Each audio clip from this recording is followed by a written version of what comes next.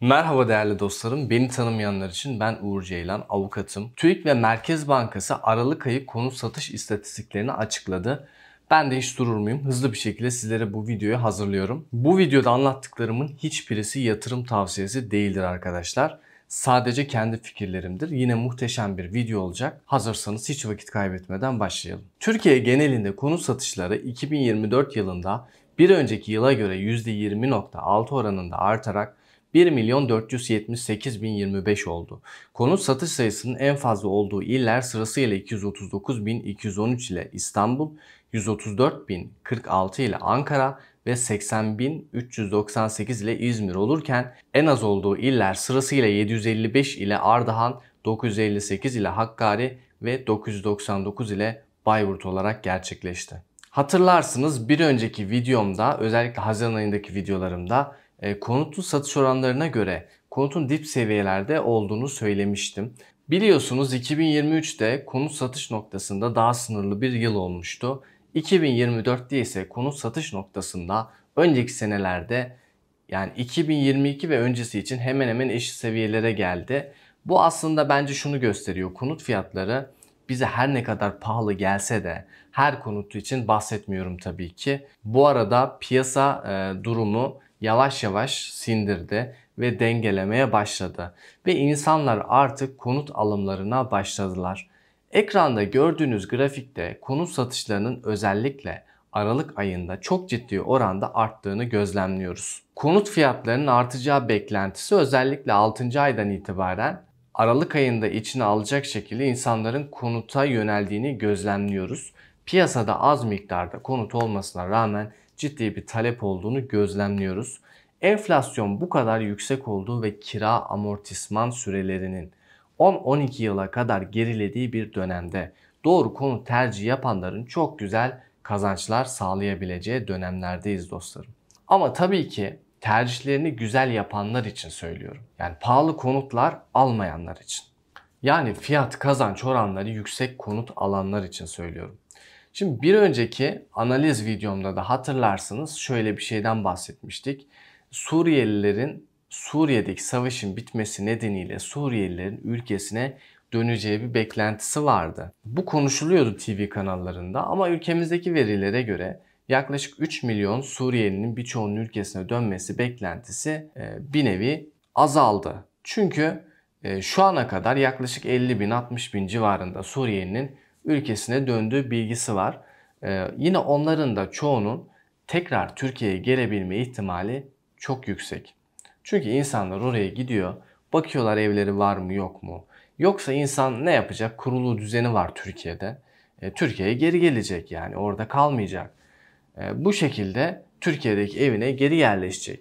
Ama işin ilginç yanı özellikle geçen ay bu psikoloji hakim olmasına rağmen satış oranlarının bu kadar fazla artması gerçekten hayra alamet değil. Hafta içi konut fiyat artışlarını incelediğim videolarımda yayınlamıştım. O videolarda çok ciddi fiyat artışı gözlemlememiştim açıkçası. Artışlar standart gitmeye devam ediyor. Ama ne zaman ülkemizde satılan konut miktarı azalmaya başladıysa işte o zaman fiyatlar artmaya başlayacak. Şimdi bir diğer grafiğimize geçelim.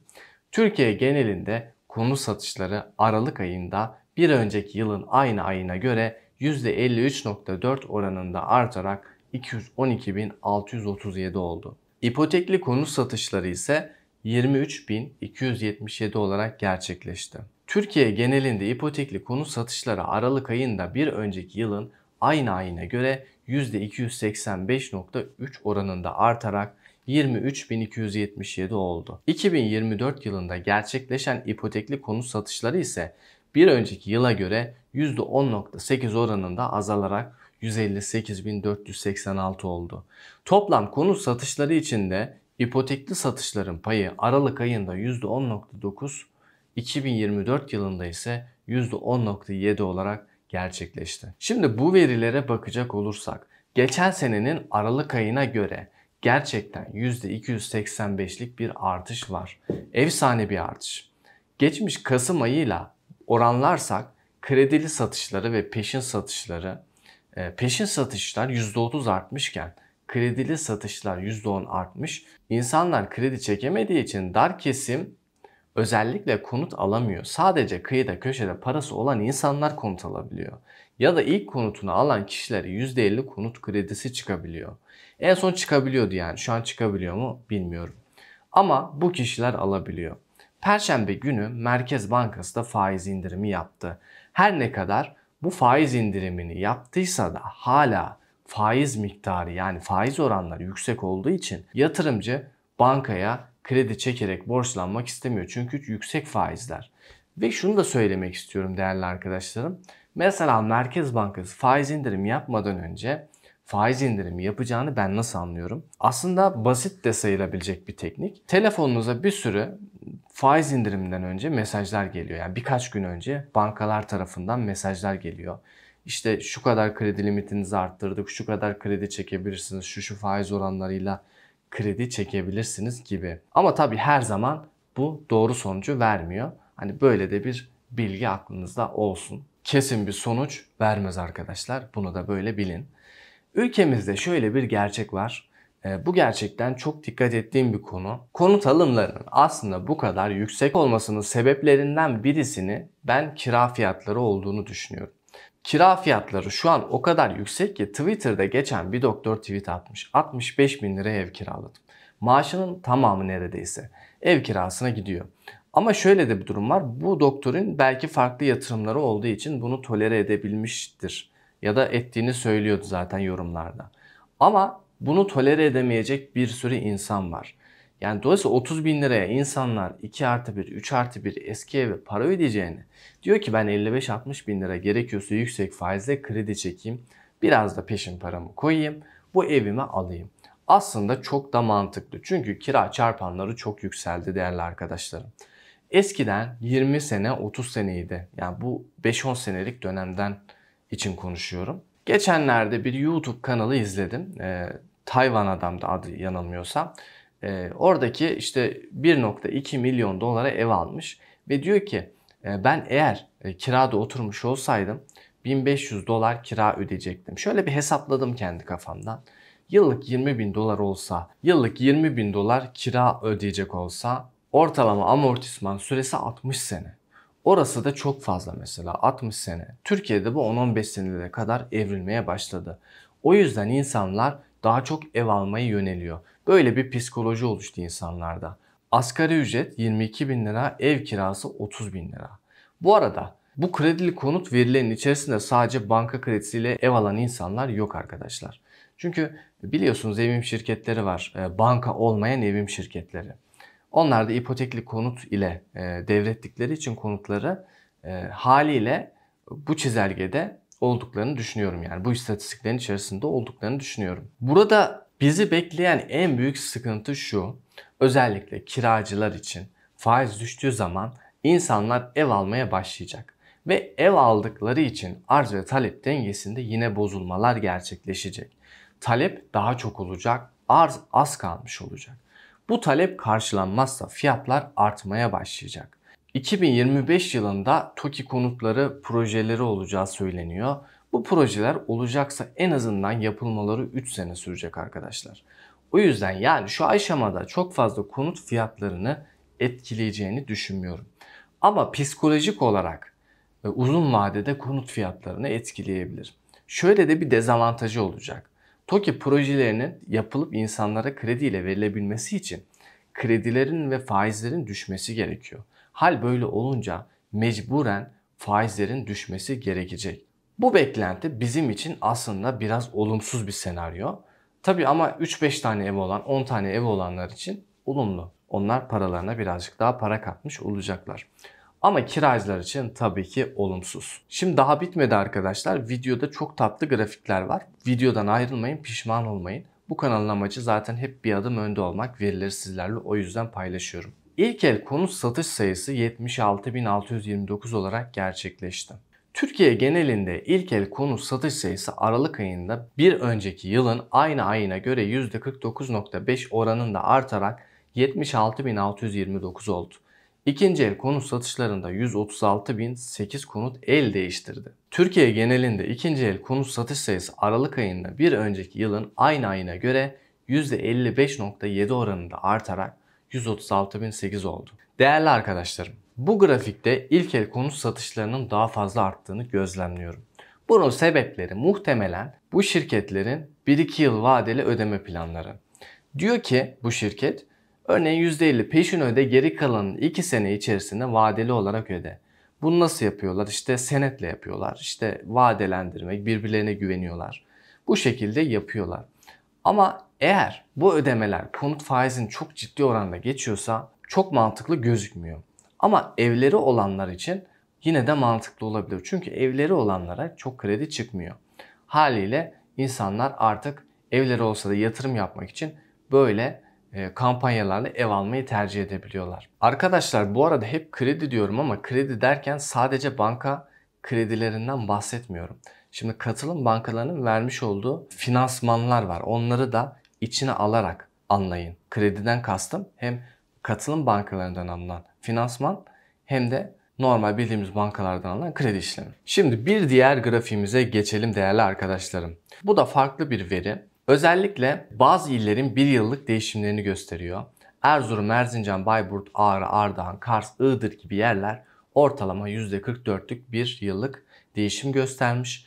Bingöl, Elazığ, Malatya, Tunceli, Van, Bitlis, Hakkari, Muş geçen seneye oranla %50'lik bir fiyat değişimi göstermiş. Nevşehir, Niğde, Aksaray, Kırıkkale, Kırşehir, Kayseri, Sivas, Yozgat %24'lük bir değişim göstermiş. Antalya, Burdur, Isparta %16'lık, Aydın, Denizli, Muğla %24'lük artış göstermiş. Afyonkarahisar, Kütahya, Manisa, Uşak %42 ortalama artış göstermiş. Bu da ilginç bir veri dediğim gibi. Bu da burada kalsın. Diğer grafiğimize bakalım. Şimdi karşınızda gördüğünüz konut fiyatı endeksi arkadaşlar. Bakın düzenli bir şekilde artmaya devam ediyor. Özellikle 2020'ye kadar bir durağanlık var. Ama ondan sonra kademeli bir şekilde artmaya, enflasyonun etkisiyle artmaya devam ediyor. Eğer ihtiyacınız varsa konut almak mantıklı olabilir. Çünkü böyle artmaya da devam edecek gibi gözüküyor. Diğer bir grafiğimize geçelim. Şimdi burada yıllık değişimler var. Artış oranları. Özellikle Türkiye genelinde artış oranı çok fazla. Çünkü neden artış oranı Türkiye genelinde çok fazla? Çünkü Doğu illeri ortalamayı yükseltiyor. Yani Doğu illerinde fiyatların artış oranı çok daha fazla oldu. İnsanlar artık İstanbul gibi kalabalık yerlerden, özellikle deprem riskinin olduğu beklenilen ve nüfusunun kalabalık olduğu yerlerden kaçmaya çalışıyor. Bu da konut fiyatları için böyle Anadolu bölgesinde özellikle fiyatları arttırıyor. Mesela İstanbul gibi şehirlerde kira fiyatları da çok yüksek olduğu için insanlar diyor ki benim kazandığım parayı kiraya gidiyor. O zaman burada oturmamın ne manası var diyerek memleketlerine göç etmeye başladılar. Tabii ki Ankara neden arttı derseniz Ankara da kalabalık şehir ama Ankara birazcık konumu itibariyle tüm şehirlerin ortasında olmasından dolayı orada daha fazla göç alıyor arkadaşlar. Özellikle Hatay'dan gelen insanlar, deprem nedeniyle gelen insanlar özellikle Ankara'ya göç ettiler. Ama şunu söylemek istiyorum. Şimdi İstanbul'da insanlar göç ediyor ama İstanbul gerçekten tüm dünyayı düşündüğümüzde muhteşem bir konuma sahip bir coğrafya. Şimdi arkadaşlar bu grafik çok önemli bir veri. Neden diye soracak olursanız. Bu KFE dediğimiz şey konut fiyat endeksi. Gördüğünüz üzere nominal anlamda yıllık %20'lik bir artış var. Önce bir buzdağı yapmış, %180'lik bir artış göstermiş. Ve o köpük artık alınıyor. Köpük alındıktan sonra bir süre buralarda bir dengelenme sürecinde yaşadıktan sonra tekrar yön yukarı olarak devam edeceğini düşünüyorum arkadaşlar. Tabii ki yatırım tavsiyesi değildir. Şimdi yanda da reel olarak düzeltilmiş bir grafik var. Şimdi bu endekste TÜFE'ye göre bir kıyaslama yapılıyor. TÜFE artışının gerisinde kaldı son dönemlerde özellikle konut fiyatları. Gördüğünüz üzere mesela 2022'nin 7. ayında ya da 2023'ün 1. ayında reel anlamda TÜFE'nin %50 ve %60 fazlası olarak fiyatlanmıştı. Ama tabii ki o dönemde TÜFE ile alakalı yorum yapmak istemiyorum ama yine de konut fiyatlarının ben o dönem fazla fiyatlandığını düşünüyorum. Artış birazcık abartıydı. O köpük alınıyor sadece. O köpük alındıktan sonra yoluna devam edecektir diye düşünüyorum. Şimdi başka bir grafiğimize geçelim. Bu grafikte sadece İstanbul, Ankara ve İzmir analiz ediliyor. Bu analiz oranlarını görüyorsunuz. Hangisi daha çok artmış? Ankara'daki artışları birçok nedene bağlayabiliyoruz arkadaşlar. Özellikle Hatay'dan gelen göçler, İstanbul'dan gelen göçler, Ankara'nın transit bir noktada kalması ve deprem noktasından daha güvenli olarak görünmesi sebebiyle Ankara'daki konut fiyatları çok hızlı bir şekilde arttı. Hatta incelemeler yaparken Ankara için oldukça şaşırmıştım. Ama ilerleyen dönemlerde de Ankara'nın da bunu dengelemesi lazım. Yani bu köpüğün Ankara'dan da alınması gerekiyor. Kaldık şimdi Hatay deprem konutları da bittikten sonra insanlar Ankara gibi yerlerden artık Hatay'a dönebilir. Bundan dolayı da Ankara dengelenir diye düşünüyorum. Şimdi diğer grafiğimize geçelim. Bu grafik de çok önemli arkadaşlar. Şimdi yabancılara Aralık ayında 2418 konut satışı gerçekleşti. Yabancılara yapılan konut satışları Aralık ayında bir önceki yılın aynı ayına göre %17.2 oranında artarak 2418 oldu. Aralık ayında toplam konut satışları içinde yabancılara yapılan konut satışlarının payı %1.1 olarak gerçekleşti. 2024 yılında ülke uyruklarına göre en fazla konut satışı sırasıyla 4867 ile Rusya Federasyonu, 2166 ile İran ve 1631 ile Ukrayna vatandaşlarına yapıldı. Aralık ayında ise sırasıyla 438 ile Rusya Federasyonu, 239 ile İran ve 181 ile Ukrayna vatandaşlarına yapıldı. Videoyu biraz fazla uzattığımın farkındayım arkadaşlar. Hızlıca bir genel değerlendirme yapmak istiyorum. Şimdi istatistikleri gördünüz. Aralık ayında konuta çok ciddi bir talep var.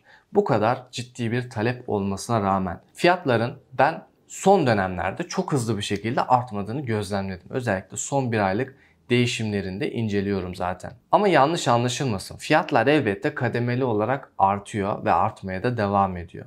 Ama özellikle son dönemlerde vermiş olduğum grafikte enflasyonun altında arttığını da gözlemledik. Şimdi satıcıların olduğu bir dönemde alıcılar da bu satıcı talebini karşılıyor. Yani satıcı malını satmak istiyor, alıcılar da bunu almak istiyor ve bu şekilde piyasa domine oluyor. Ama ilerleyen dönemlerde piyasadaki konutlar azalırsa, satılan konutlar azalırsa ve alıcılar da artarsa bu şekilde fiyatlar hızlı bir şekilde artmaya devam edebilir. Peki şunu sorabilirsiniz. İnsanlar niye bu konutlarını satıyorlar madem artacak? Şimdi şöyle düşünüyor olabilir. Mesela 300 bin liraya bir konut alıyor ve değeri 2 milyon liraya artıyor. 2 milyon lira olunca ben buradan kar ettim diyerek konutunu elinden çıkartmak isteyen bir sürü insan var. Ya da bu insanlar evlerini satıp başka bir ev alacaklar. Bu şekilde de ev satan insanlar var ya da paraya sıkışıklığı olup ev satan insanlar var. Ama şunu söyleyebilirim ki faizlerin indirilmesiyle beraber banka kredileri de açılınca iyicene konut alımı artacak. Ve fiyatlar ister istemez çok üzülerek söylüyorum ki artacak. Tabii ki bu videoda söylediklerimin hiçbirisi yatırım tavsiyesi değildir dostlarım. Tamamen kendi görüşlerimdir, kendi düşüncelerimdir. Lütfen kendi kararlarınızı kendiniz alın. Gerekirse videoda göstermiş olduğum verileri teker teker durdurup onlara bakarak kendi analizinizi kendiniz yapın. Son olarak bu kadar emek veriyorum arkadaşlar. Bunun hepsi sizler için. Abone olarak bana bir teşekkür edebilirsiniz. Ve beni çok mutlu edersiniz. Bu şekilde daha fazla motive olurum ve bu videoların devamı gelir. Başka bir videoda görüşmek üzere. Kendinize iyi bakın. Hoşça kalın.